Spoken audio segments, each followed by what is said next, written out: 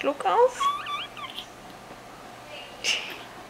Ja, hast du Schluck auf?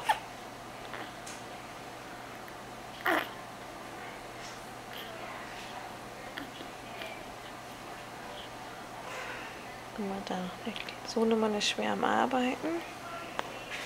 Und Papa ist mir auf den Arm eingepinscht.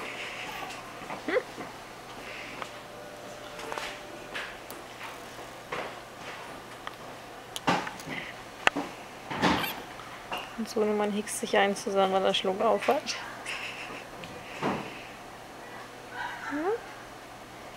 Ja. Ja.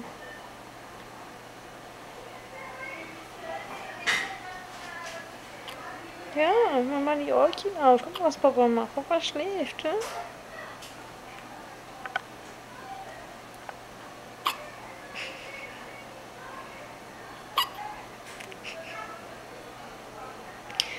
Genau wie die Mama, die auch ständig Schluck auf hat.